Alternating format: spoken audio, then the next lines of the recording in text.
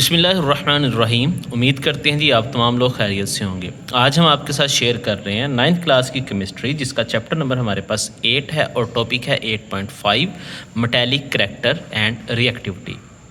Metallic reactor किसे कहते हैं और रिएक्टिविटी जो है ये क्या होती है, तो इस चीज़ को आज हमने जो है वो अंडरस्टैंड करना है, समझना है। तो आपसे गुजारिश है कि अगर आपने अभी तक हमारा चैनल सब्सक्राइब नहीं किया तो हमारे चैनल को सब्सक्राइब कर दें, बेल आइकॉन को प्रेस कर दें, ताकि हर नई आने वाली जो वीडियो है उसका नोटिफिकेशन आपको मिल सके।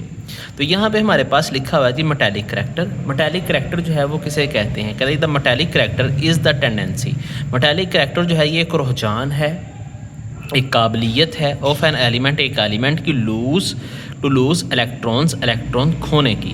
ये मेटालिक करैक्टर एक एलिमेंट की इलेक्ट्रॉन खोने की काबिलियत है एंड और फॉर्म पॉजिटिव आयंस और पॉजिटिव आयन बनाने की और कैटाइंस या कैटाइंस बनाने की।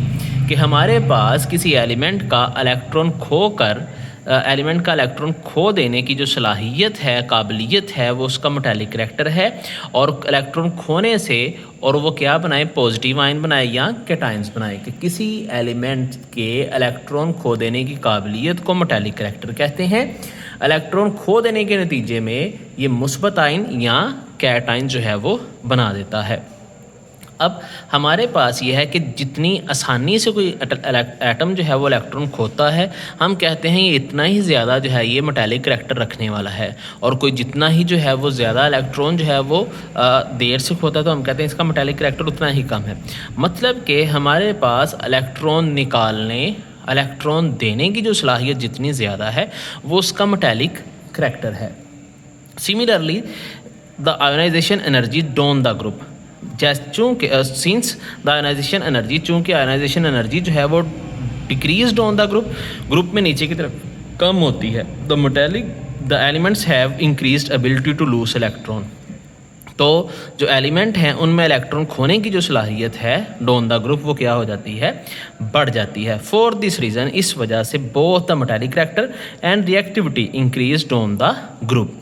जैसे ही जो है हमारे पास ये आ गया जी मेटालिक करैक्टर इन ग्रुप में जो है वो मेटालिक करैक्टर कैसा होगा, कहता है चूँकि जैसे ही हम आयोनाइजेशन एनर्जी की वैल्यू को देखते हैं तो आयोनाइजेशन की एनर्जी ऊपर से नीचे, ग्रुप के अंदर ऊपर से नीचे जो है वो हमारे पास कम होती है।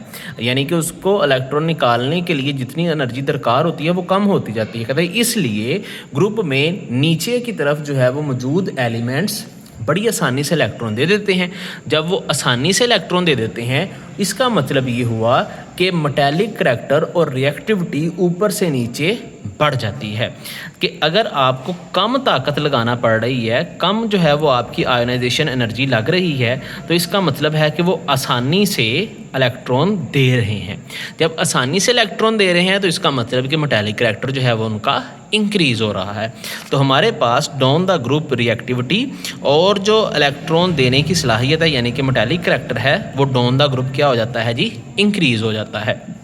अब आता है जी इन पीरियड के अंदर, ठीक है। ये इसने उसको जो है वो मुआजना किया है आयोनाइजेशन एनर्जी के, कि जितनी कम एनर्जी लगेगी उतना ज़्यादा मेटालिक करैक्टर होगा।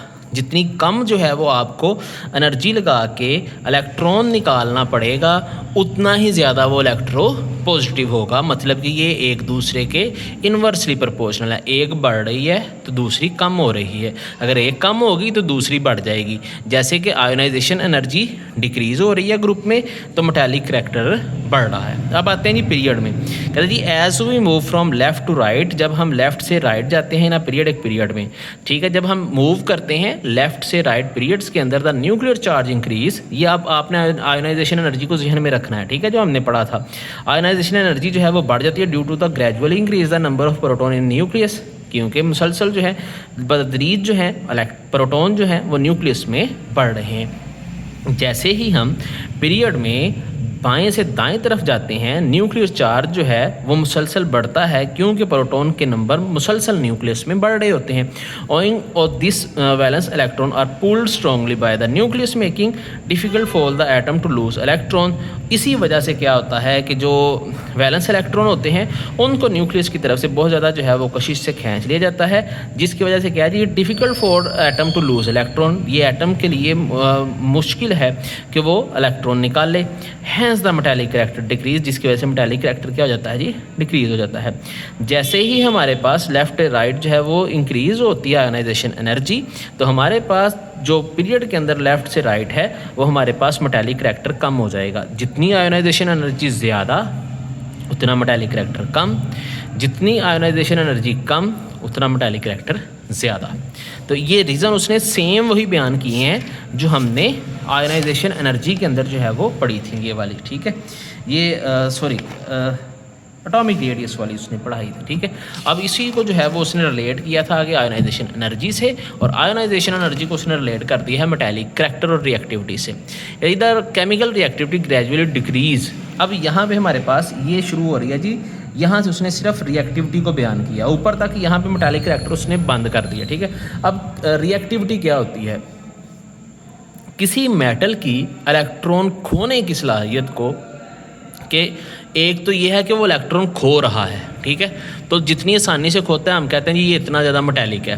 अब इलेक्ट्रॉन की जो खोने की सलाहियत है उसे हम उसकी कहते हैं रिएक्टिविटी, कि कितना ज़्यादा ये रिएक्टिव है, कितनी जल्दी जो है वो इलेक्ट्रॉन देता है, वो मेटालिक करैक्टर है। इलेक्ट्रॉन देने की जो काबिलियत है वो उसकी रिएक्टिविटी कहलाती है, यानी कि ये एक दूसरे के साथ चलते हैं, ठीक है। मगर ये है चीज़ें अलग अलग। मेटालिक करैक्टर ये है कि कितनी आसानी से इलेक्ट्रॉन वो निकालता है, और इलेक्ट्रॉन निकालने की जो सलाहियत है वो उसकी रिएक्टिविटी है। कहता जी the chemical reactivity gradually decrease, जो हमारे पास केमिकली रिएक्टिविटी है वो डिक्रीज़ होती है, वो move from left to right, जब हम लेफ़्ट टू राइट जाते हैं ना पीरियड, एक पीरियड के अंदर, ठीक है। ये बिल्कुल सेम इसी रिलेट इसी के साथ करती है। मेटालिक करैक्टर क्या है कि इलेक्ट्रॉन खोने की सलाहियत, ठीक है, खोना जो है कि कितनी आसानी से कोई उसकी अंदर काबिलियत कितनी है इलेक्ट्रॉन खोने की, और इलेक्ट्रॉन खो देने की जो सलाहियत है, इलेक्ट्रॉन खोने की जो काबिलियत है, उसको अगर हम केमिकली देखें तो वो रिएक्टिविटी होती है कि वो कितना रिएक्टिव है। ये जब हम चलते हैं केमिकल रिएक्टिविटी को लेके पीरियड्स के अंदर लेफ़्ट से राइट, तो हमारे पास ये कम होती है। फॉर एग्जांपल जी, मिसाल के तौर पर the second period start with the very reactive metal sodium, जो हमारे पास दूसरा पीरियड है वो बहुत ही ज़्यादा रिएक्टिव जो मेटल है उसके साथ शुरू होता है, एलिमेंट के साथ शुरू होता है जो सोडियम है, which is followed by the less reactive magnesium, और उसके अगला जो है वो हमारे पास कौन सा है जी, कम रिएक्टिव मैग्नीशियम।